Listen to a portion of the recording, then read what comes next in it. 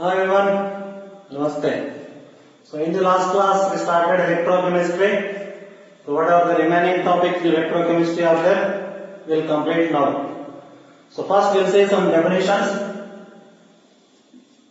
The first definition is resistance.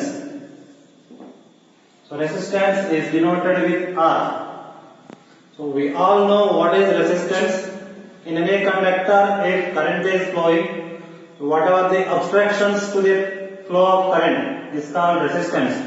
So the definition of resistance is it is the obstruction to flow of current and it is directly proportional to length and inversely proportional to area of the conductor. So from this we can write R is equal on proportionality constant will come rho L by A. So from this rho is equal RA by L. So this rho is called resistivity. R is the resistance, its proportionality constant is called resistivity. Now the resistivity formula RA by L. If you are writing units, resistance units, ohm, area by length, area meter square, length meter. But generally we use centimeters formula, so that's why centimeter square by centimeter will become centimeter. So that is the resistivity unit. Similarly, another definition, conductance. So conductance we can represent it with G. In some books it is represented by C. Also we can represent with G. So this conductance is inverse of resistance. So resistance is obstruction. How much obstructions are there? That is called resistance. How much flow is there? That is called conductance. So conductance is the inverse of resistance. So from this we can write 1 by R formula rho L by A. From this will become 1 by rho into A by L.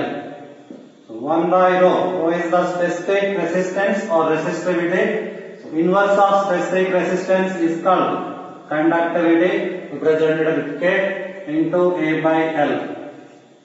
So conductance is equal conductivity into A by L. So from this, what is the K value? K is equal A by L will come this side. So conductance into length by area. So conductance into length by area we called cell constant. So conductivity is equal conductance into cell constant. Cell constant means length by area. So if we are writing the units of conductivity, so conductance 1 by resistance. So we can write ohm inverse into length by area. So this will become centimeter inverse.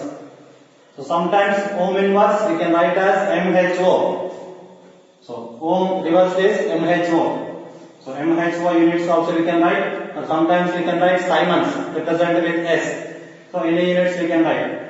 So resistance, conductance, resistivity, conductivity. So conductivity is equal conductance into cell constant. Cell constant is always a constant for a particular cell. That is length by area. If cell is same, so length and area is always constant. That's why that we are calling as cell constant. Now remember, so this conductivity, suppose when you are writing the definition, if your length we are taking 1 centimeter, area we are taking 1 centimeter square, so total will become, we are converting into volume, it will become 1 centimeter cube. So 1 centimeter cube means 1 ml.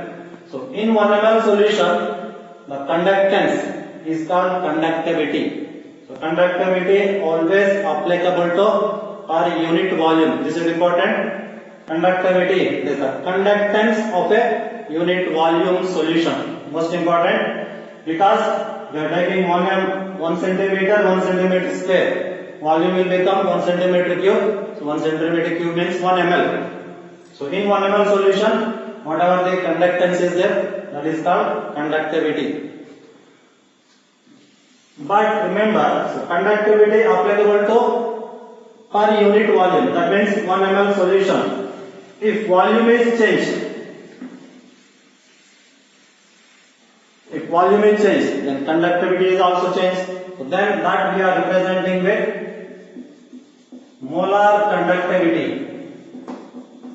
So this is important. Molar conductivity denoted with lambda m.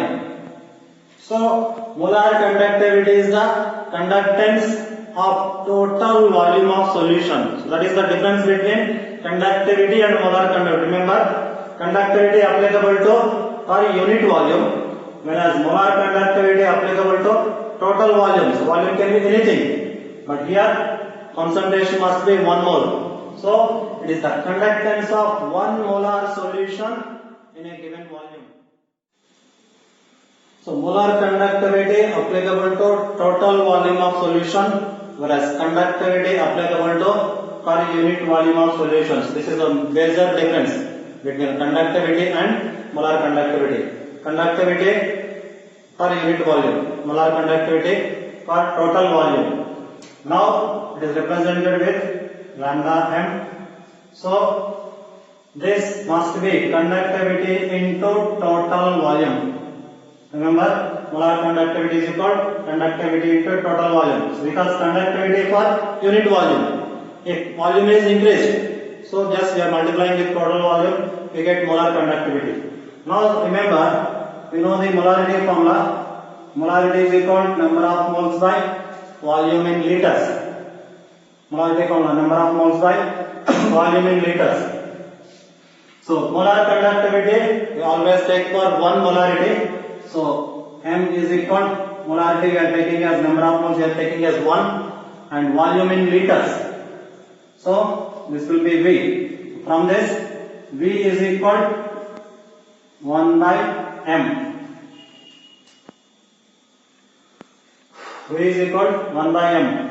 If you are taking, volume should be in liter. If you are converted to in ml, so it should be 1000 ml. So we can also convert it to 1000 by m, but here it should be ml. ml means centimeter cube. So in place of V, K into 1000 centimeter cube by molarity we can write. So this is the formula. Its units will be conductivity units 5 moles centimeter inverse. Your volume will be centimeter cube. Molarity just number of moles. So mole inverse we can write. So centimeter inverse centimeter cube will become centimeter 5 moles centimeter square mole inverse. So this is the unit of molar conductivity. Just molar conductivity applicable to total volume. So conductivity into total volume will become molar conductivity. So volume formula we can convert it to 1000 by molarity, because molarity is equal to number of moles by volume in liters.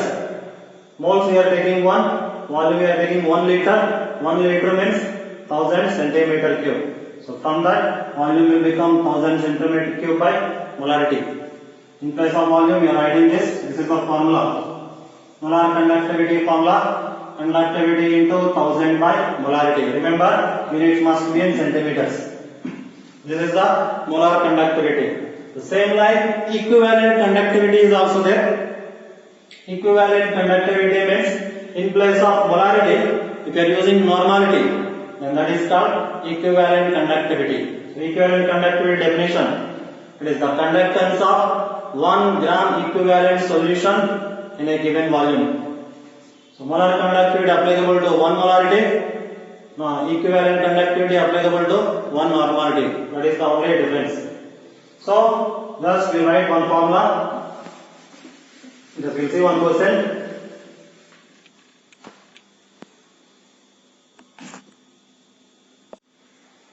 See this question. 0.01 molarity solution of an electrolyte has a resistance of 40 ohms. So resistance is given 40 ohms in a cell having cell constant of 0.4 centimeter inverse. Resistance is given, cell constant is given, then its molar conductance. So molar conductance, molar conductivity, both are same, don't confuse. So sometimes they will give molar conductivity, or sometimes they will give molar conductance, both are same. Like specific resistance, resistivity, both are same. So molar conductance we have to determine. So what is the formula of molar conductivity? Lambda m is equal to K into 1000 by molarity. So K means conductivity. So conductivity is not given. So first we have to calculate conductivity. So what is the conductivity formula? Conductivity is equal to conductance into cell constant. So cell constant is given. Cell constant is 0.4 centimeter inverse. But here conductance is not given. Resistance is given. So we know that conductance and resistance both are inverse. So in place of conductance we can write 1 by resistance into cell constant. So cell constant mostly denoted with G star actually. G star means cell constant and this is the resistance. So from this cell constant value 0.4 divided by resistance will be 40. So this answer will become, you can write, we are taking 2 decimals here. So this will be 10 power minus 2. So conductivity is equal to 10 power minus 2. What is the conductivity unit? Simon centimeter inverse. So we get conductivity. So from this conductivity we are substituting 10 power minus 2 into 1000. So 1000 means include 10 cube by what is the molarity is given? So molarity will be 0.01. So we can write as 10 power minus 2. So 10 power minus 2, 10 power minus 2 will be cancelled. So answer will be 10 power 3. Units will be Simon centimeter square mole inverse. So this is the neat question. So important conductance formulas also. So all formulas we have to remember: resistance, resistivity, conductance, conductivity, molar conductivity, and equivalent conductivity. So we continue. So now we completed resistance, resistivity, conductance, conductivity, also molar conductivity. So I already tell the difference between conductivity and molar conductivity. So conductivity is the conductance of unit volume solution. So mostly we are taking 1 ml. But molar conductivity is the conductance of total volumes. Volume can be anything. It can be 1 liter, it can be 2 liters, whatever. In total volume, whatever the conductance is there, that is called molar conductivity. In per unit volume, whatever the conductance is there, that is called conductivity. Now, how this conductivity and molar conductivity will change with dilution?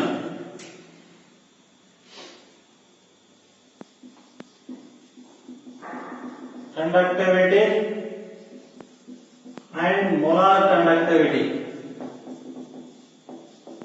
with dilution. So this is an important question. How dilution changes conductivity and molar conductivity. See this. For example, I am taking a solution of NaCl. So here I am taking 1 liter solution. Just it is take as a per unit volume. In this 1 liter solution, I have taken 1 mole of NaCl. So 1 mole of NaCl present in 1 liter solution. It has some conductivity. Now, if we are adding some extra amount of water, again suppose we are adding another 1 liter water. So after adding, so total volume will become 2 liter. So in total volume, see this. Some of the NaCl ions present in this 1 liter solution will be going to the another liter solution. So this is the total volume. In this total volume also, number of solute will be 1 mole. There is no change of solute because 1 mole of solute we have taken, plus we are adding another liter water. So total will become 2 liter. So but solute will be only 1 mole. So in this total 2 liter solution, amount of solute will be 1 liter. But when we are observing only per liter, so amount of solute will become 1 by 2 mole, because some solute is going to another liter solution. So that's why if you are observing only per liter solution, amount of solute is decreasing. When amount of solute, amount of ions are decreasing, so conductivity will be decreases. Why? Because conductivity applicable to per unit volume. So initially in per liter 1 mole solute is there. But after adding another liter water, in 1 liter water only 1 by 2 mole of solute. So number of solute is decreasing, so ions is decreasing. That means conductivity also decreasing. So conductivity decreases with dilutions. Most important, conductivity decreases with dilutions due to decreasing of ions per unit volume. This is the most important. Conductivity only applicable to per unit volume. So we are not taking total volume. Initial volume is 1 liter. Final also we are observing for 1 liter. So in 1 liter, only 1 by 2 mole of solute, because due to addition of solvent, some solute is going to that solvent. Remember, only half mole is present. So moles are decreasing due to dilution. If you are adding another liter water, again solute will go this, like this. So again solute per liter will be decreases. So conductivity will be decreases. So conductivity always decreases with dilution. Now what happened to molar conductivity? So we said that molar conductivity applicable to total solution, not per liter. So the applicable to total volume. So initially 1 liter 1 mole. After adding another liter, total is a 2 liter. So in 2 liters also only 1 mole is present. In 3 liters also only 1 mole is present. So in total volume, amount of solute does not decrease. Only in per liter it will be decrease. In total volume does not decrease. So that's why molar conductivity does not decreases with dilution, but ulta it will be increases. Why it will be increases oppositely? Because whatever the solutes we are taking, suppose I am taking one HCl solute, another is the acetic acid solute. HCl is a strong acid, acetic acid is a weak acid. Remember, this is strong acid, this is the weak acid. If you are taking acetic acid, it is dissociated to CH3COO minus H plus.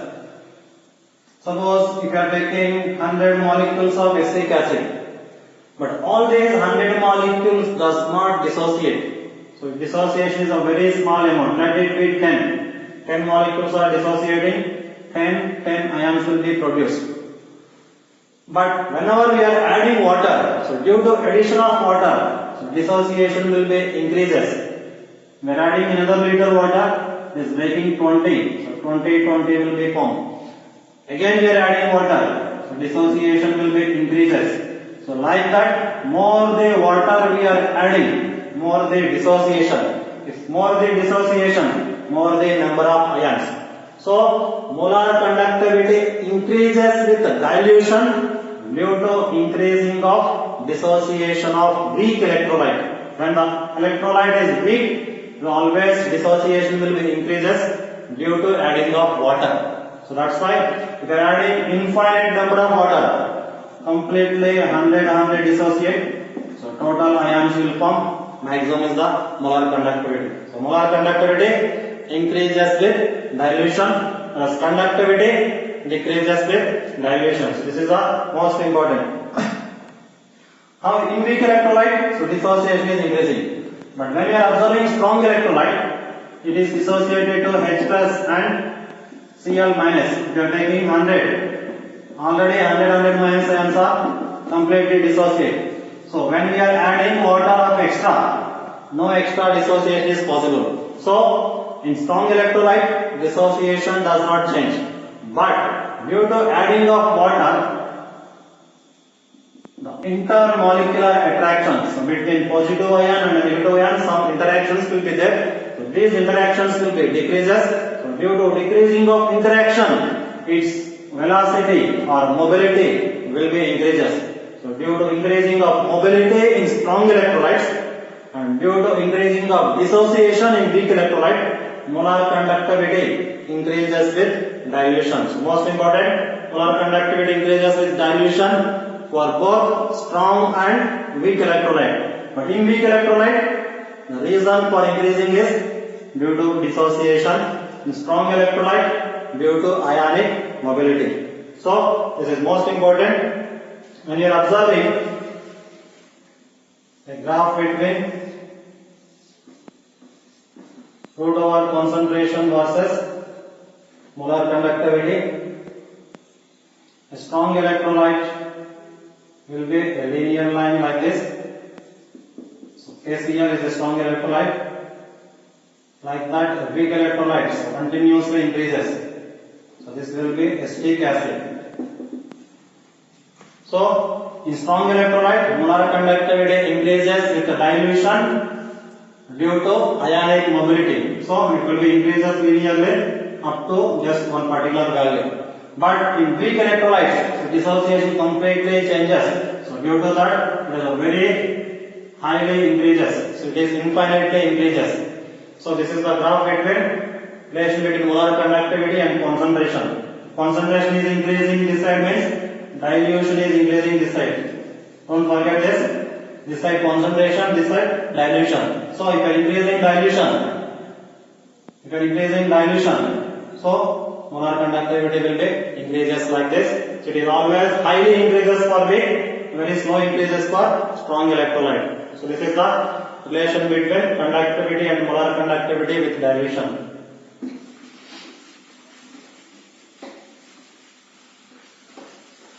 So with the dilution, molar conductivity will be increases. Now, if you are adding infinite number of water, that means infinite dilution, so the molar conductivity will be highest, that means maximum. So this maximum molar conductivity at infinite dilution is called limiting molar conductivity. So molar conductivity increases with dilution. At infinite dilution, it will be maximum, and that maximum molar conductivity we call limiting molar conductivity. So limiting molar conductivity denoted with lambda m infinity, or sometimes it is also represented with lambda m 0. Infinity means infinite dilution, 0 means 0 concentration. When dilution is infinite, concentration will be 0. Both are same, either at 0 concentration or at infinite dilution. So molar conductivity will be maximum, that is called limiting molar conductivity. So this limiting molar conductivity is explained by one important law. That law is called Kohlrausch law.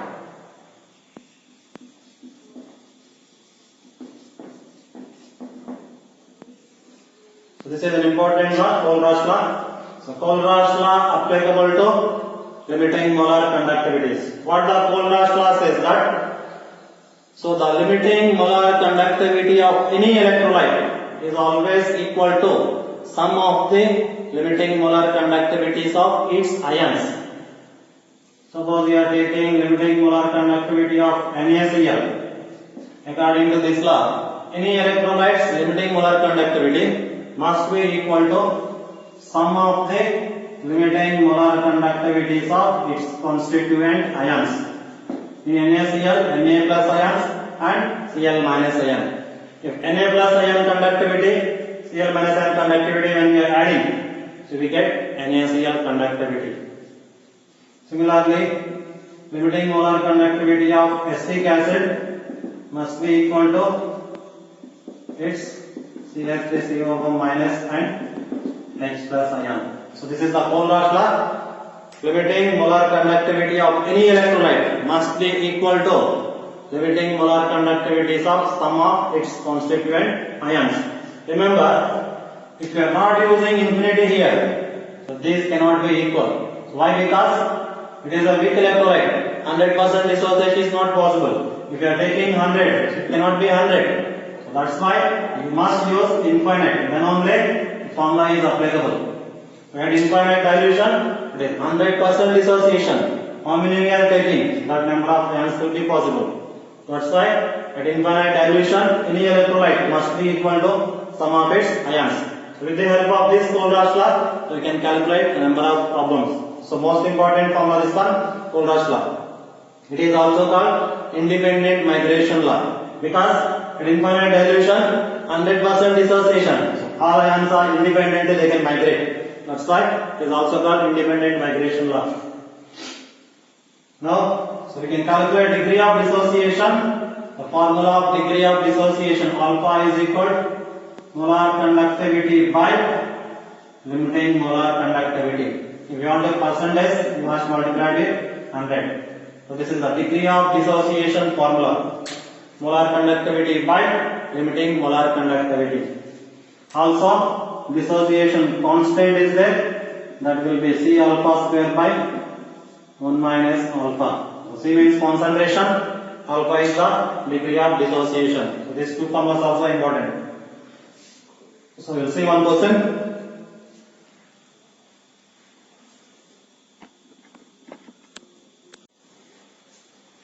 So see this question. The conductivity of 0.001028 molarity of acetic acid is this much. So conductivity is given. This is the value, and calculate its dissociation constant. If limiting molar conductivity is 390.5 Simon centimeter square mole inverse. So limiting molar conductivity is given, conductivity is given. So we have to calculate dissociated constant.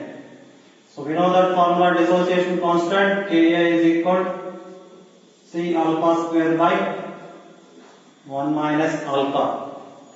So C means concentration. So concentration molarity already given. 0.001028 into alpha square. Alpha is the degree of dissociation. Here dissociation is not given, just conductivity and molar conductivity given. So dissociation formula will be molar conductivity by limiting molar conductivity. So limiting molar conductivity again given, but molar conductivity is not given. So first we have to calculate molar conductivity. K into 1000 by molarity. So K is the conductivity given, 4.95 into 10 power minus 5 into 1000 means 10 cube by molarity. 0.001028 molarity. So we will get molar conductivity. This molar conductivity divided with limiting molar conductivity, we get dissociation. We are placing here, we get dissociation constant. So calculate this value nearly 48.15 something. Similarly, this one substituting here, 48.15 by limiting molar conductivity 390.5.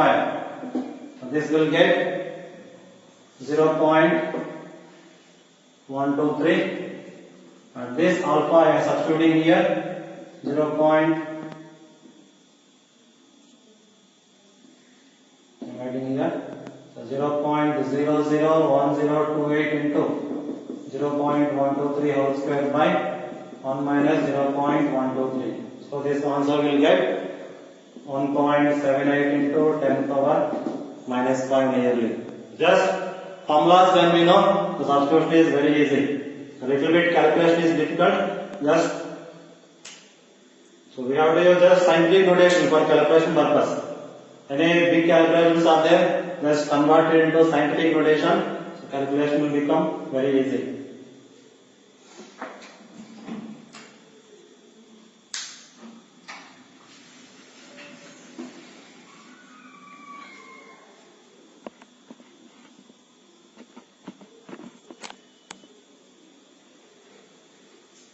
So we completed Kohlraasch law.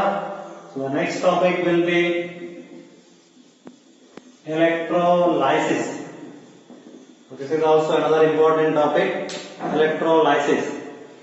So what exactly electrolysis is? It is the process of discharge of ions by passing external current. So through solutions, when we are passing external current, so the discharge of ions will be takes place. The process is called electrolysis. So a number of definitions are there. So decomposition of electrolyte or discharge of ions. So any definitions we can use. Now, so during this electrolysis, we get some products at the anode also, at the cathode also. So what are the possible products? How to identify which product will be possible? So that is depends on number of factors. Remember, the products of electrolysis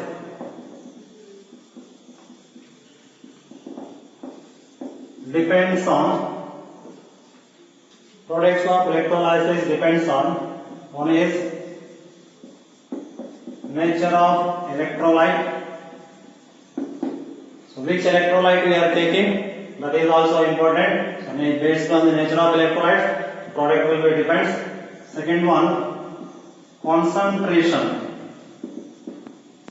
of electrolyte. So what is the concentration of electrolyte? It is a dilute condition or it is a highly concentrated condition.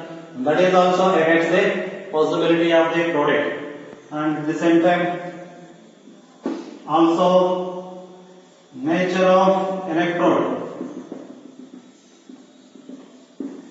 Nature of electrodes. Electrodes can be inert electrode and some are active electrodes. So depends upon which electrode we are taking. So that is also important, which product will be produced. So this is a very important question. So they will ask in the exam.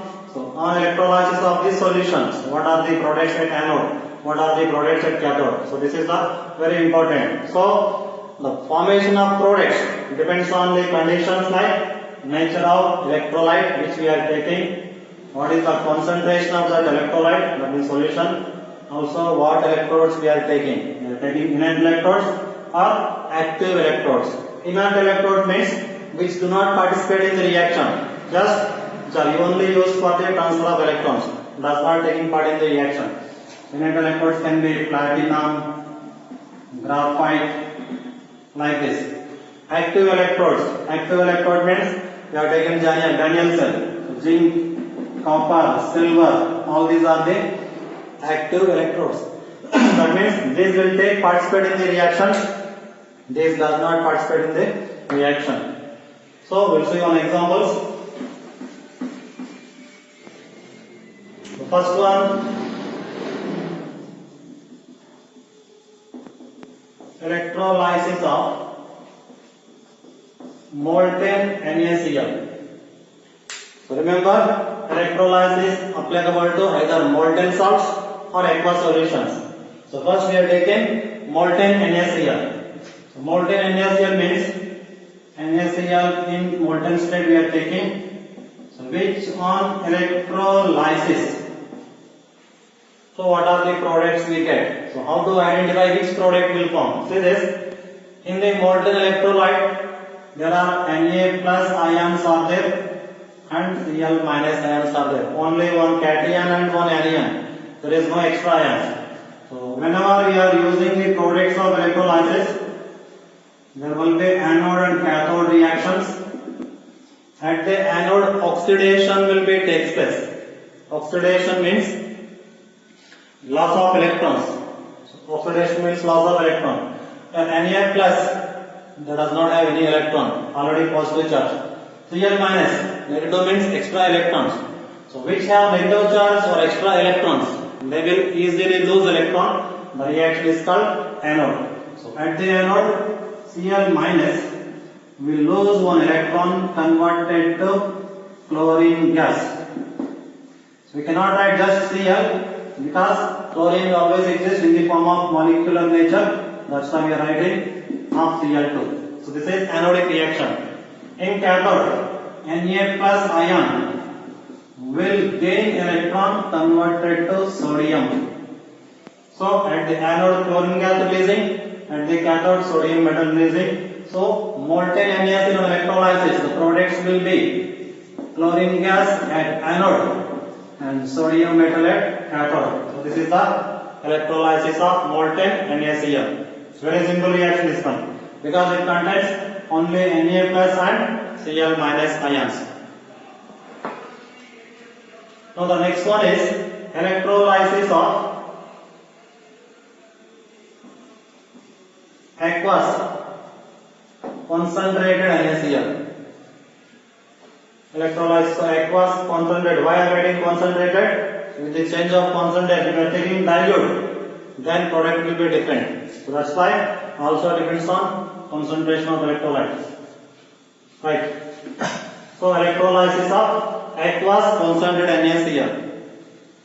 So NaCl aqueous means along with NaCl solid, this is dissolved in water, and this total is called brine solution, which on electrolysis. So what are the products will come? We'll see.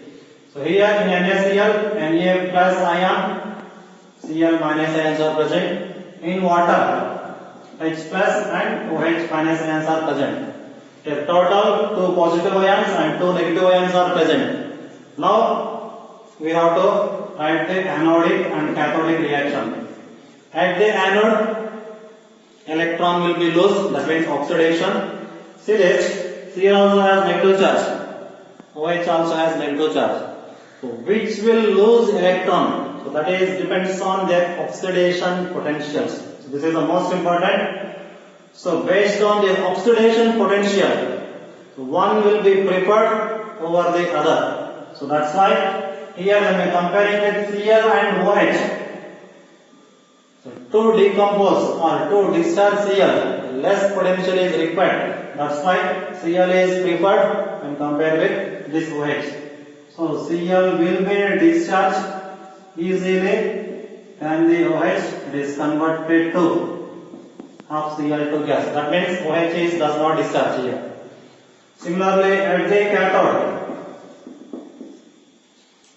Na plus ions also there, H plus ions also there. So when compared with sodium, the required potential to discharge H plus will be less. That's why it will be easily gain electron and converted to hydrogen gas. So aqueous NaCl, when we are doing electrolysis, at the anode we are getting chlorine gas and at the cathode we are getting hydrogen gas. So one is the chlorine gas, another one is the hydrogen gas. So that means here OH is not discharged, here Na plus is not discharged. So those ions which are not discharged, they will be present in ionic form. That means Na plus ion is present and OH minus ion is present. So this simply we can write as NaOH aqueous. NaOH aqueous we can write. So electrolysis of NaCl aqueous solution we get chlorine gas, hydrogen gas and aqueous NaOH solution. So the problem is which ion will be discharged. That is important. Here in compared with Cl and OH, Cl is discharging. In compared with Na and H plus is discharging. So which ion will be easily discharged? So that we have to remember one sequence. One electrochemical series is there. So that series I will write. So you have to remember that sequence.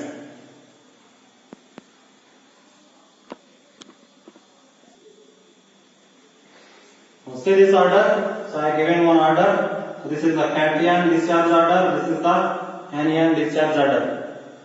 So K plus, Na plus, Ca2 plus like this. So order of preference. Here see this, Na plus and H plus both are cations. Here Na plus is there and here H plus is there. So when compared with Na plus, H plus ions get easily discharged. This is a very long order. If you don't want to remember, just simple technique. After the H plus, what are the discharging is there? That you can remember. Copper, mercury, silver and gold. So these will be easily preferred to discharge when compared with hydrogen. Remaining all metals are less preferred to discharge when compared with hydrogen, because so definitely in aqueous solution H plus will be there. So in preference to H plus, so which get easy discharge or which get less discharge, so this is important. So H plus is there. In compared with Na plus, H plus is undergoing discharge. Same like anion discharge. SO4, NO3, OH, Cl, Br and I minus. This is the anionic discharge. Here see this, chlorine is there, OH is there. When compared with OH, Cl is undergoing easily discharge. That's why Cl is producing chlorine gas. So this is the electrolysis of aqueous concentrated NaCl. Right. Another example you are seeing. Suppose if you are taking dilute NaCl. In place of aqueous, we are taking dilute NaCl. So what will happen see this?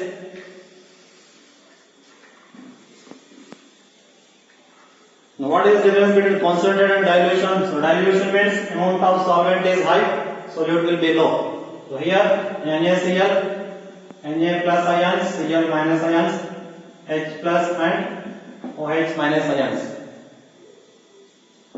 So at the anode and cathode reaction. So what are the anode? Cl minus anion, OH minus anion. So according to discharging order, Cl will be more discharged when compared with OH. But here see this, we are taking dilute NaCl. So dilute means amount of water is very much high. So even Cl has less discharge potential, it can be easily discharged, but the amount of OH will be outweighs than the discharging potential.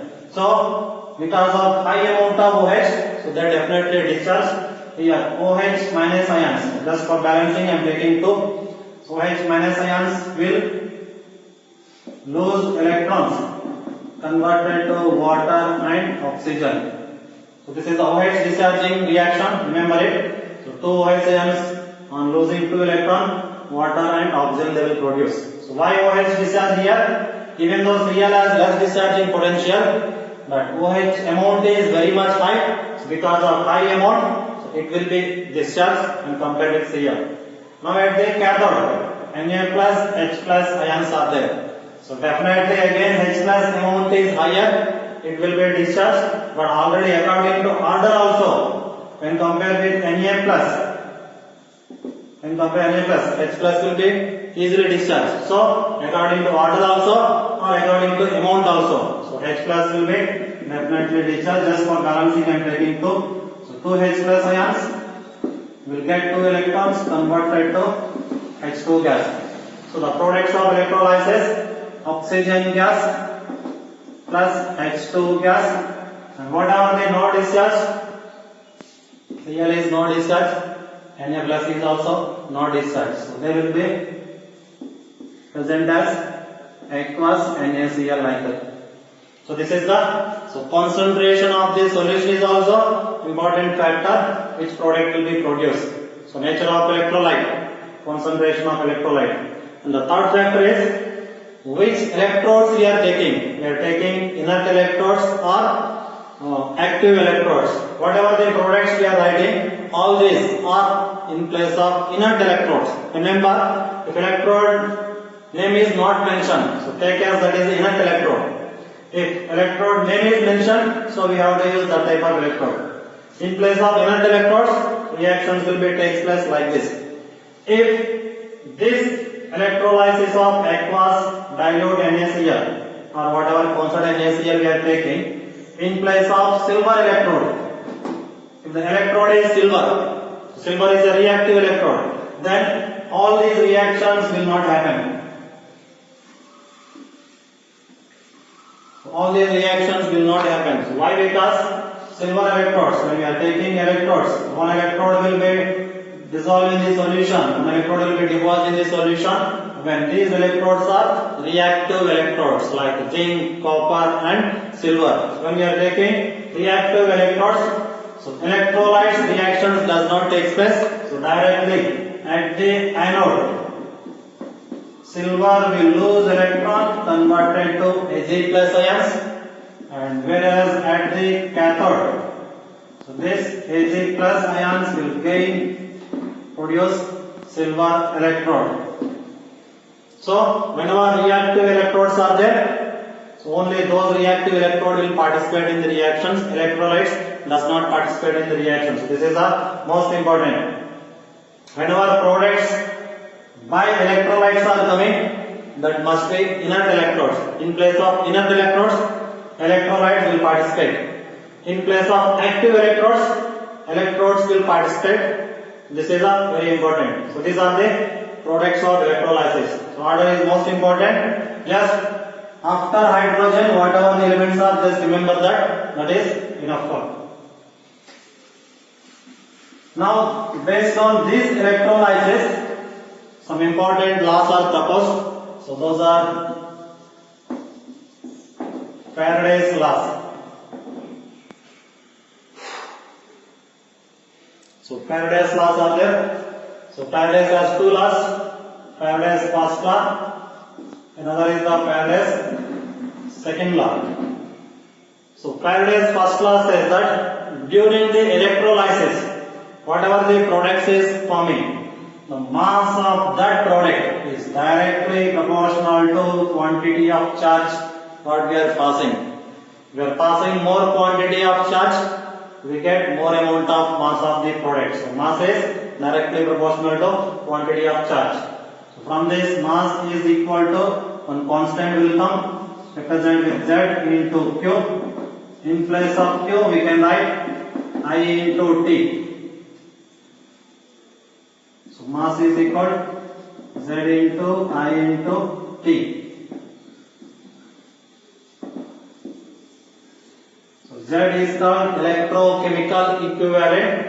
The value of Z I am writing equivalent weight by 96,500. That is the value of Z. I is the current in amperes. T is the time in seconds. Current in amperes. So this is the Faraday's first law. So by passing some quantity of charge, how much mass of the product will be produced, so that we can calculate. So this is the first law. So same applicable to second law also. But second law, what is the difference between first law and second law? If they are asking mass of one product, we use first law. If one product mass is given and they are asking for second mass, then we use second law. So that is the basic difference. When mass of the one product is asking, directly we use first law. If one product mass is given, if we are asking another product mass, we use second law. So what is the formula of second law is M1 by M2 is equal Z1 by Z2. So what the statement is? So the ratio of mass of two products must be equal to ratio of their equivalent weights. Here Z1, Z2 are equivalent weights of first product and second products. By passing same quantity of charge. In two solutions we are passing same quantity. So one product will be different mass, other product will be different mass, because their equivalent masses are different. So the mass always depends on equivalent mass. So this is the second law formula. So one question will solve.